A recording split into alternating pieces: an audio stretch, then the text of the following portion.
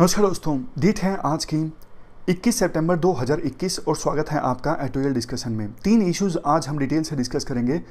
सबसे पहले ease of doing business index, जो कि अब आपको नहीं याद रखना पड़ेगा। वर्ल्ड बैंक ने मना कर दिया है कि अब हम और ज़्यादा ये रिपोर्ट जो है वो पब्लिश नहीं करेंगे। जानेंगे क्या है इशू। ये जो आर्टिकल है हायर एजुकेशन इंस्टीट्यूशंस की रैंकिंग से संबंधित है, और ये जो आर्टिकल है ये बैड बैंक से संबंधित है। आखिरकार सरकार ने बैड बैंक इस्टेब्लिश कर दिया, जिसके बारे में हमने काफ़ी आर्टिकल्स पास्ट में डिस्कस किए हैं। क्या बैड बैंक इस्टेब्लिश किया जाए ना किया जाए, तो आज ये आर्टिकल हम डिस्कस करेंगे। चलिए डिस्कशन स्टार्ट करते हैं। First important article ease of doing business ranking से संबंधित है। आप जीएस पेपर 3 के इस टॉपिक से आर्टिकल को रिलेट कर सकते हो। क्या कंटेक्स्ट है? वर्ल्ड बैंक ने 16 सितंबर को ये डिक्लेयर किया कि बस हम थक गए भैया, हम ease of doing business report जारी नहीं करेंगे अब से। मतलब उन्होंने अनाउंस कर दिया है कि आगे से ये जो रिपोर्ट है वो पब्लिश नहीं होगी, यानी आपको ease of doing business index नहीं याद रखना पड़ेगा। वैसे एक्चुअल में वो थके नहीं, दिक्कत थी इस इंडेक्स में जो रैंकिंग दी जाती थी विभिन्न देशों को। पहले तो मैं आपको बताता हूँ, ये जो इंडेक्स है ना, ये वर्ल्ड बैंक के द्वारा पब्लिश किया जाता था और इस आधार पर विभिन्न देशों को रैंकिंग दी जाती थी कि किस देश में बिजनेस करना कितना आसान है। ये बेसिक्स की बात है। मान लीजिए किसी देश में बिजनेस करने के लिए इलेक्ट्रिसिटी कनेक्शन जो है वो जल्दी से ले लिया जाता है, लैंड आसानी से उपलब्ध हो जाता है, गवर्नमेंट का रेगुलेशन कम है, लेबर लॉज आसान है, तो उस देश को अच्छी रैंकिंग मिलेगी इस इंडेक्स में।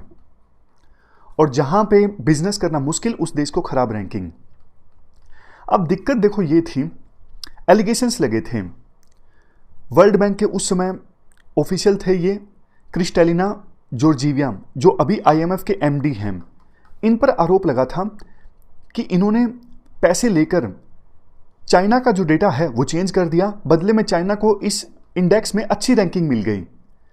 इस प्रकार के और भी एलिगेशंस लगे थे कि कुछ और देशों की जो रैंकिंग है जानबूझ के इस इंडेक्स में चेंज कर दी गई। अब आपके मन में आया होगा ऐसा क्यों? सोचने की बात है ना। अगर किसी देश की इस इंडेक्स में अच्छी रैंकिंग होगी तो इन्वेस्टर तो उस देश में जाना पसंद करेगा ना, कि हाँ भैया यहाँ पे बिजनेस करना आसान है, मैं यहाँ पर पैसे लगाता हूँ। तो विभिन्न देशों के पास इंसेंटिव था पैसे देकर रैंकिंग चेंज करवाने का, क्योंकि इन्वेस्टमेंट ज़्यादा आएगी। इस लक्ष्य के साथ काफ़ी करप्शन हुआ इस इंडेक्स की रैंकिंग को पब्लिश करने में। इशू देखो सिर्फ करप्शन का नहीं था, इशू और भी थे। जैसे सेकंड इशू, जो प्रोसीजर या फिर डेटा इस्तेमाल किया जाता था इस इंडेक्स की रैंकिंग जारी करने के लिए, वो देखो काफ़ी ज़्यादा शैलो होता था। जैसे इंडिया में दिल्ली और मुंबई, सिर्फ 2 सिटी से डेटा कलेक्ट किया गया, और इंडिया ने अगर लॉज चेंज कर दिए, ग्राउंड लेवल पर कोई बदलाव नहीं आया, सिर्फ लॉ भी चेंज कर दिया, तो भी इंडिया की रैंकिंग इंप्रूव हो जाती इंडेक्स में। इंडिया का सिर्फ एग्जांपल है। मतलब कोई भी देश जो ग्राउंड लेवल पे सिचुएशन चेंज ना करता, बेशक एक पॉलिसी बना देता, बेशक कानून बना देता, तो उस इंडेक्स में उस देश की रैंकिंग इंप्रूव हो जाती। नेक्स्ट इशू, जैसे देखो चिली का एग्जाम्पल दिया जाता है। चिली में जब तक कंजर्वेटिव गवर्नमेंट थी ना, रैंकिंग अच्छी थी। उसके बाद सोशलिस्ट गवर्नमेंट आ गई, कोई भी रूल चेंज नहीं हुआ, कोई भी लॉ चेंज नहीं हुआ, लेकिन सिर्फ सोशलिस्ट गवर्नमेंट आने से चिली की जो रैंकिंग है गिर गई। बाद में वर्ल्ड बैंक के चीफ इकोनॉमिस्ट ने माफ़ी भी मांगी कि हमसे गलती हो गई। भाई चिली के सोशलिस्ट प्रेसिडेंट से उन्होंने माफ़ी मांगी कि आपकी सरकार आने के बाद रैंकिंग गिर गई, बेशक आपने कोई रूल में बदलाव नहीं लिया, इसमें हमारी गलती है, आपकी कोई गलती नहीं है। इसके बाद राइटर कहते हैं सबसे बड़ा जो इशू था ना, वो तो देखो लेबर रेगुलेशन से संबंधित था। जो देश लेबर रेगुलेशन को कमजोर करता, डाइल्यूट करता, उस देश की रैंकिंग इंप्रूव कर दी जाती।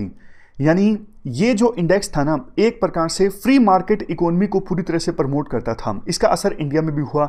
इस इंडेक्स की रैंकिंग में अपना स्थान इंप्रूव करने के लिए इंडिया ने लेबर लॉज को वीक कर दिया। ज़्यादातर राज्यों ने देखो महाराष्ट्र का एग्जाम्पल फॉलो किया।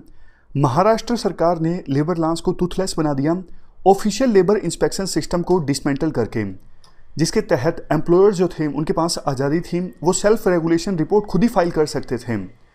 गवर्नमेंट ने जो critical safety regulation rules frame किए, उसके अनुसार पहले जो इंडस्ट्रियल बॉयलर की इंस्पेक्शन की जाती थी सरकारी ऑफिशियल्स के द्वारा, अब वो थर्ड पार्टी के द्वारा की जाती हैं, प्राइवेट एजेंसीज के द्वारा की जाती हैं। लेबर डिपार्टमेंट का जो इंस्पेक्शन है वो अब जरूरी नहीं है, ये ऑप्शनल है। ये जब होगा तो एम्प्लॉयर्स को पहले प्रायर इंटीमेशन देनी होगी। तो देखो एम्प्लॉयर तो फिर सुधार कर लेगा ना, जब लेबर डिपार्टमेंट वाले आने होंगे। अचानक से आएंगे तभी तो खामियों का पता लगेगा। तो ये जो गवर्नमेंट ने अपनी रिस्पॉन्सिबिलिटी छोड़ी है, इसकी वजह से इंडस्ट्रियल रिलेशंस भी काफ़ी ज़्यादा प्रभावित हुए हैं। इसी का नतीजा निकला कि कर्नाटक में विस्ट्रोन की जो आईफोन असेंबली की फैक्ट्री थी, वहाँ पर वर्कर्स ने आगजनी की। और भी ज़्यादा कई फैक्ट्रीज़ में जो इस प्रकार की घटनाएं हुई हैं वो ज़्यादा हुई हैं पहले के अपेक्षाकृत, क्योंकि आज के समय में इंस्पेक्शन होती नहीं एफिशिएंटली, तो वर्कर्स का एक्सप्लॉयटेशन होता है, उनके पास कोई प्रोविज़न नहीं होता, इस वजह से वायलेंस हो जाता है फैक्ट्री में। तो इसके बाद देखो लास्ट में एक बात ये बोली जाती है, इस ease of doing business index का काफ़ी देशों की सरकारों ने फ़ायदा उठाया अपनी डोमेस्टिक पॉलिटिक्स में। जैसे कि देखो इंडिया में भी रूलिंग पार्टी ने, मतलब एनडीए की जो गवर्नमेंट थी, उन्होंने ये दावा किया कि देखो हमने बिजनेस करना आसान कर दिया है। पहले इंडिया की रैंकिंग 134 हुआ करती थी, 2019-20 में इंडिया की रैंकिंग 63 हो गई। तो सरकार ने दावा किया कि मेक इन इंडिया जो प्रोग्राम है वो सफल हो गया है। बट राइटर इससे इत्तेफाक नहीं रखते। राइटर कहते हैं हमेशा से देखो सरकार के इस दावे पर डाउट था। कैसे? क्योंकि देखो इंडिकेटर्स देखिए, 2015-16 में annual growth rate in GDP manufacturing कितनी थी? 13.1%। 2019-20 में तो ये माइनस में चली गई, -2.4%। Net FDI inflow to GDP ratio ये फ्लक्चुएट हो रही है 1.5% के आसपास।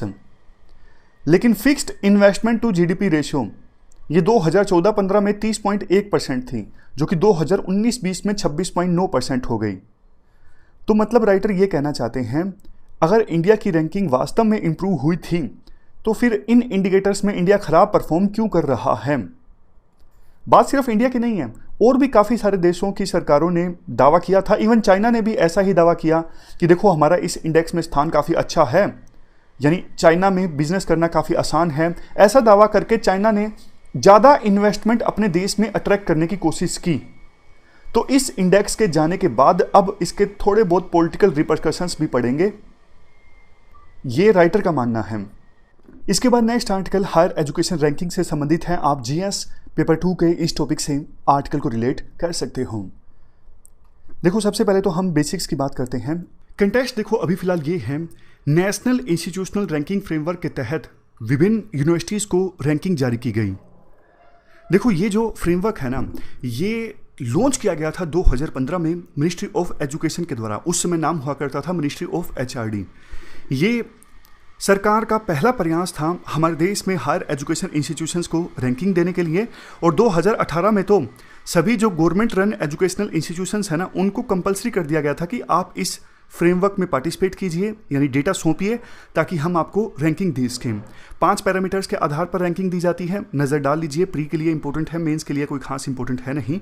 ये फ्रेमवर्क लॉन्च करने का एक रीज़न सरकार ने ये दिया था, ये जो दूसरी रैंकिंग्स है ना, Times Higher education ranking, Quacquarelli Symonds, ये QS वर्ल्ड रैंकिंग है, ये इंडिया को सही से इवेल्युएट नहीं करते, तो इसलिए सरकार ने अपनी रैंकिंग लॉन्च कर दी। अलग अलग कैटेगरीज में रैंकिंग दी जाती है, जैसे overall ranking, university wise ranking, research institute wise ranking, college wise ranking.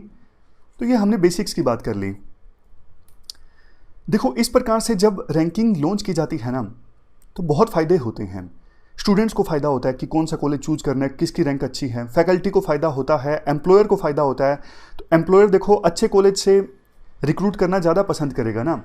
और अगर लिस्ट में जिसका नाम बढ़िया आएगा, स्टेट गवर्नमेंट उसको ज़्यादा फंडिंग दे सकती है, सेंट्रल गवर्नमेंट ज़्यादा फंडिंग दे सकती है।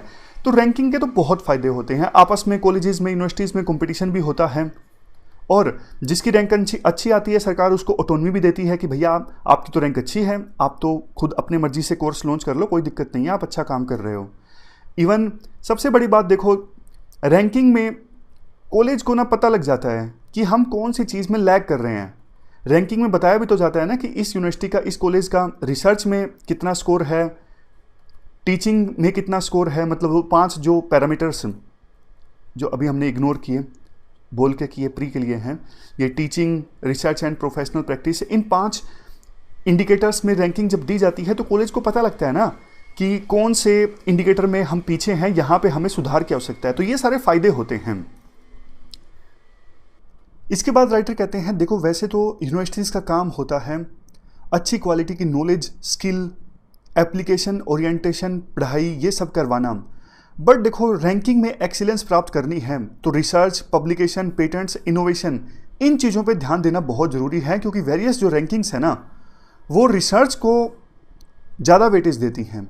जैसे ARWU academic ranking of world universities, ये तो देखो पूरी तरह से रिसर्च को आधार बनाकर रैंकिंग देती हैं। ये जो academic ranking of world universities है ना, इसमें सिर्फ इसी आधार पर यूनिवर्सिटीज़ को रैंकिंग मिलती है रिसर्च कितनी अच्छी है। टाइम्स हायर एजुकेशन, इसमें इस रैंकिंग में रिसर्च का वेटेज 60% है और QS में रिसर्च का वेटेज है 20%। और NIRF जो अपनी वाली देसी रैंकिंग फ्रेमवर्क है, इसमें रिसर्च का वेटेज है 30%। इसके बाद हमारे वाली रैंकिंग फ्रेमवर्क में बाकी पैरामीटर्स को कितना कितना वेटेज मिला है।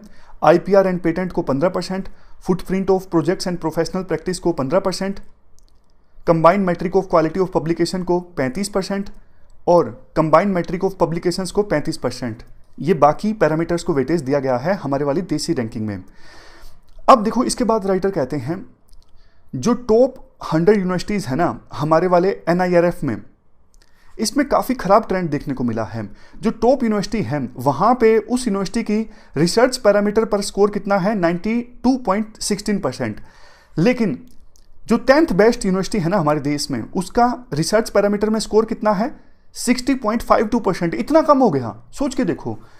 जो बेस्ट यूनिवर्सिटी है उसका रिसर्च में स्कोर है 92% और जो 10वें नंबर पे बेस्ट यूनिवर्सिटी है उसका स्कोर सिर्फ 60% हो गया। 20वें नंबर की जो यूनिवर्सिटी है हमारे देश में उसका रिसर्च में स्कोर है 50.32% और 50वें नंबर की बेस्ट यूनिवर्सिटी का स्कोर है 28.69%। इतनी खराब रिसर्च हमारे देश की यूनिवर्सिटीज़ में होगी तो जो वर्ल्ड की रैंकिंग्स हैं वहाँ पर हमारे देश की यूनिवर्सिटीज़ कैसे अच्छा परफॉर्म कर पाएगी। जो 100वीं बेस्ट यूनिवर्सिटी है उसका स्कोर तो देखो सिर्फ 4.35% है। बाकी 935 यूनिवर्सिटीज़ हैं हमारे देश में, अंदाज़ा लगा सकते हो उनका रिसर्च में क्या स्कोर होगा। एक और बात राइटर बोलते हैं, देखो जो टॉप की यूनिवर्सिटीज़ है ना उनके साथ एक बात ये देखी गई है, वो टीचिंग और नॉन टीचिंग स्टाफ के लिए सैलरीज में काफ़ी खर्च करते हैं। जैसे देखो टॉप 10 यूनिवर्सिटीज़ में एवरेज यूनिवर्सिटी ने, जो ये टॉप 10 में यूनिवर्सिटीज़ आती हैं, एवरेज तौर पर एक यूनिवर्सिटी ने 390 करोड़ रुपए खर्च किए हैं सैलरीज पर एक साल में। और जो यूनिवर्सिटीज़ जिनकी रैंकिंग 41 से 50 के बीच में है उन यूनिवर्सिटीज़ ने एवरेज तौर पर 119 करोड़ रुपए खर्च किए हैं सैलरी पर। और जो यूनिवर्सिटीज़ 91 से 100 के बीच में आती हैं उन्होंने 80 करोड़ रुपए खर्च किए हैं सैलरी के लिए एवरेज तौर पर। यही हाल देखो रिसर्च स्कॉलर्स का है।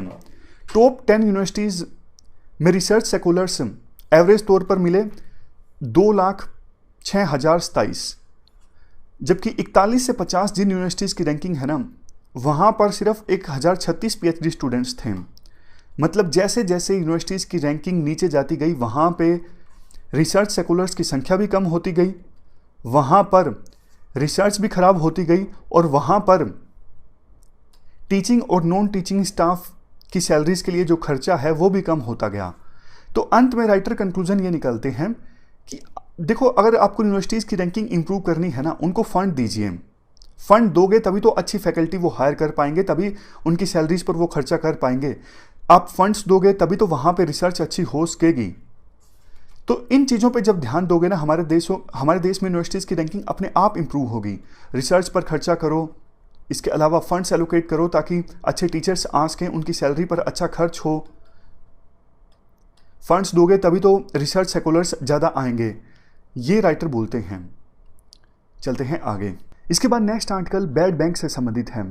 देखो बैड बैंक का आर्टिकल डिस्कस करें उससे पहले हम बेसिक्स कवर करेंगे।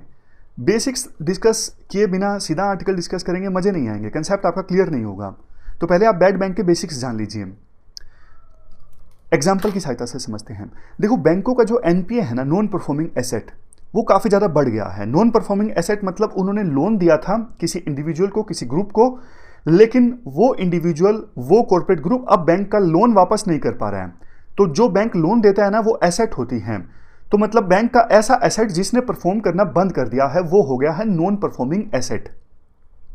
अब देखो बैंकों के पास ना इतना ना तो टाइम है ना ही इतना एक्सपर्टीज है कि जिन्होंने उनका लोन वापस नहीं दिया है उनसे पैसे वसूले जा सकें, चाहे उनकी एसेट कोई बिल्डिंग वगैरह प्रॉपर्टी है उसको कैप्चर करके या फिर उस कंपनी के शेयर्स बेच के जो भी बचे कुचे हैं, कुछ तो बैंक निकालेंगे ना। बट बैंकों के पास ना टाइम होता है ना ही एक्सपर्टीज होती है कि जो इंडिविजुअल्स, जो कॉर्पोरेट ग्रुप्स डिफॉल्ट कर गए हैं, जिन्होंने बैंकों का लोन वापस नहीं दिया है, उनसे कम से कम कुछ पैसा तो वसूला जा सके उनकी एसेट वगैरह बेच के। तो एक आइडिया ये आया, आप अलग से एक बैंक बनाओ, बैड बैंक, जिसका काम ही ये होगा जो ना बैंकों से नॉन परफॉर्मिंग एसेट परचेज कर लेगा। जैसे देखो, एसबीआई ने किसी इंडिविजुअल को लोन दिए 100 करोड़ रुपए, वो इंडिविजुअल वापस नहीं कर पाया एसबीआई के, अब एसबीआई का तो 100 करोड़ रुपए फंस गया।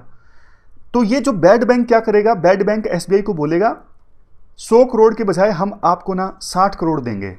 इसके बाद आपका जो अकाउंट है उस इंडिविजुअल के साथ खत्म हो जाएगा जिसको आपने 100 करोड़ रुपए लोन दिया है। फिर वो आगे हमारी सिरदर्दी है, उस इंडिविजुअल से हम 60 करोड़ वसूलें, 70 करोड़ वसूलें, 80 करोड़ वसूलें, या फिर इवन 60 करोड़ भी ना वसूल पाए, मतलब 50 करोड़ ही हम वापस लें, तो फिर हमारा नुकसान हो जाएगा 10 करोड़ का। लेकिन आप 60 करोड़ ले लो, आप इस सिरदर्दी से छुटकारा पा सकते हो।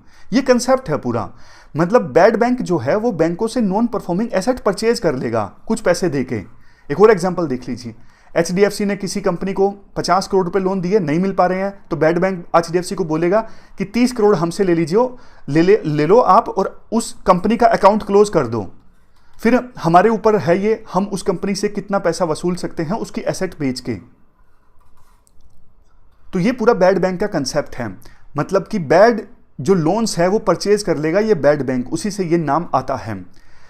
काफ़ी समय से मांग चल रही थी कि हमारे देश में भी सरकार ना इस प्रकार का बैड बैंक इस्टेब्लिश करें, ताकि बैंकों की सरदर्दी खत्म हो। बैंकों के पास इतना टाइम नहीं होता, बैंकों के पास इतनी एक्सपर्टीज नहीं होती, और जल्दी से ये नॉन परफॉर्मिंग एसेट से छुटकारा मिलेगा ना, तो बैंक फिर फर्दर लोन दे सकेंगे, हमारी इकोनॉमी में स्टिमुलेशन आएगा, हमारी इकोनॉमी अच्छा परफॉर्म करेगी। अब फाइनली सरकार ने ये बैड बैंक इस्टेब्लिश कर दिया है, जिसका नाम है नेशनल एसेट रिकंस्ट्रक्शन कंपनी। ये टेक्निकल नेम है, देसी नेम है बैड बैंक। अब आपके मन में एक क्वेश्चन ये जरूर आना चाहिए कि भैया ये बैड बैंक है कौन? मतलब ये बैंकों से जो नॉन परफॉर्मिंग एसेट परचेज करेगा, ये पैसा किसका लगा होगा इसमें? ये देखो आपका बिल्कुल वाजिब क्वेश्चन है कि ये बैड बैंक की ओनरशिप किसके पास है, पैसा किसका आएगा। देखो ये जो बैड बैंक है ना, इसमें 50% हिस्सेदारी तो होगी पब्लिक सेक्टर बैंक्स की, बाकी देखो प्राइवेट सेक्टर बैंक्स की भी होगी, कुछ हो सकता है सरकार की भी हो, लेकिन अभी सरकार ने इतना बताया है 51% जो हिस्सेदारी पब्लिक सेक्टर बैंक्स की होगी। और पहले फेज में ये जो बैड बैंक है वो 90,000 करोड़ का जो नॉन परफॉर्मिंग एसेट है ना वो प्रोक्योर करेगा, और मिनिमम जो नॉन परफॉर्मिंग एसेट परचेज करेगा ये बैड बैंक वो 500 करोड़ की होगी। यानी मोटा खेलेगा, छोटी मोटी नॉन परफॉर्मिंग एसेट ये बैंक जो है नहीं परचेज करेगा। कुल मिला के 2 लाख करोड़ का जो नॉन परफॉर्मिंग एसेट है वो रिजोल्व करने की कोशिश करेगा ये बैड बैंक, जिसका टेक्निकल नाम क्या है बताइए? National asset reconstruction company limited. Pre में तो अभी शायद नहीं पूछेंगे इसके बारे में, क्योंकि अभी सिर्फ 20 दिन बचे हैं और पेपर बन गया होगा अभी तक तो। अब देखो कुछ और टेक्निकलिटीज भी हैं। और टेक्निकलिटीज क्या है? हो सकता है कि एक क्वेश्चन आपके मन में यह भी आए कि क्या ये बैड बैंक के पास एक्सपर्टीज होगी क्या? जो हम बार बार आर्ग्यूमेंट दे रहे हैं कि बैंकों के पास में एक्सपर्टीज नहीं होती नॉन परफॉर्मिंग एसेट को मैनेज करने की, तो क्या ये बैड बैंक के पास होगी? इसका आंसर है नो। आपको हंसी आएगी, अरे भैया फिर फायदा ही क्या अगर ये भी नॉन परफॉर्मिंग एसेट को अच्छे से मैनेज नहीं कर पाएंगे। देखो एक बार अगर बैड बैंक बैंकों से, नॉर्मल बैंकों से अगर नॉन परफॉर्मिंग एसेट परचेज कर लेगा ना, उसके बाद जिम्मेदारी होगी इंडिया डेप्ट रेजुलेशन कंपनी लिमिटेड यानी IDRCL की, यानी इंडिया डेप्ट रेजुलेशन कंपनी लिमिटेड की। ये बैड बैंक के द्वारा जो नॉन परफॉर्मिंग एसेट परचेज कर ली गई है ना, उस एसेट को मैनेज करेगा ताकि उसका फाइनल सॉल्यूशन हो सके। मतलब फाइनली पता लग सके कि करना क्या है, उस कंपनी का जो डिफॉल्ट कर चुकी है उसके एसेट को बेचना है या फिर उसकी ओनरशिप किसी दूसरी कंपनी को ट्रांसफर करनी है। तो मेन काम IDRCL का होगा जो नॉन परफॉर्मिंग एसेट को मैनेज करेगा। अब देखो यहां पे एक और इंटरेस्टिंग चीज है, क्या मजेदार है, आपको मजा आएगा सुनने में। देखो ये जो बैड बैंक है, किसी बैंक से, for example Punjab national bank से नॉन परफॉर्मिंग एसेट परचेज करेगा ना, मान लीजिए 50 करोड़ की, 100 करोड़ की मान लीजिए, 100 करोड़ की नॉन परफॉर्मिंग एसेट परचेज कर ली, तो फिर ना सारा पैसा कैश में नहीं देगा ये बैड बैंक पीएनबी को। शुरू में सिर्फ 15% देगा कि भैया अभी हमारे पास इतना ही है, जितना मैं सब लाया हूं इतना ही रख लो। तो बैंक बोलेगा अरे तुम बाद में हमें दो ही ना, फिर हमारा तो नुकसान हो गया, आप तो सिर्फ 15% दे रहे हो जितने की हमारी डील हुई है। तो बैड बैंक क्या करेगा, 85% जो है ना उसकी सिक्योरिटी रिसिप्ट देगा। सिक्योरिटी रिसिप्ट की मतलब देखो हम आपको बाद में दे देंगे। अब आपके मन में यह आया होगा कि जो नॉर्मल बैंक है पीएनबी, एचडीएफसी, ये बैड बैंक पे भरोसा क्यों करें कि भैया आप तो 15% ही दे रहे हो, 85% पता नहीं आप बाद में दो ना दो, आपका क्या भरोसा। यहां पे सरकार का रोल आ जाता है। सरकार ने गारंटी दी है, सरकार ने कहा है कि ये जो बैड बैंक सिक्योरिटी रिसिप्ट देगा ना उसकी गारंटी हम लेते हैं। ये देखो सरकार ने, इसको उड़ा देते हैं हम, 30,600 करोड़ की बैकस्टॉप फैसिलिटी दी है, यानी गारंटी ली है, जो बैड बैंक सिक्योरिटी रिसिप्ट देगा बैंकों को नॉन परफॉर्मिंग एसेट परचेज करने के लिए। मैं फिर से बोलता हूं सिंपल शब्दों में, बैड बैंक जब कोई नॉन परफॉर्मिंग एसेट परचेज करेगा ना, सिर्फ 15% पेमेंट कैश में देगा, बाकी 85% सिक्योरिटी रिसिप्ट में देगा, और उन सिक्योरिटी रिसिप्ट की गारंटी लेगी सरकार। 30,600 करोड़ की बैकस्टॉप फैसिलिटी सरकार ने इसके लिए दी है कि बैड बैंक जो सिक्योरिटी रिसिप्ट देगा ना नॉन एनपीए परचेज करने के लिए, उसकी गारंटी सरकार लेगी। यह गारंटी सरकार की 5 सालों के लिए होगी।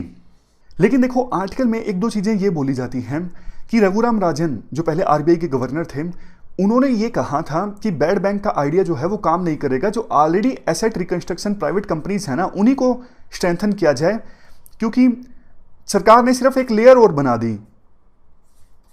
ऑलरेडी और काफी सारे प्रोविजंस थे, जैसे IBC, insolvency and bankruptcy code सरकार लेके आई है, तो उनको और ज्यादा स्ट्रेंथन करने की आवश्यकता थी, बजाय इसके कि हाँ और ज्यादा जो स्ट्रक्चर है वो खड़ा कर दिया। खैर अब देखने वाली बात होगी कि बैड बैंक लोन्स तो कर दिया गया है, काफी सारे देशों में ये सफल भी हुआ है, जैसे यूएसए, स्वीडन वगैरह में, बट इंडिया में सिचुएशन थोड़ी अलग है।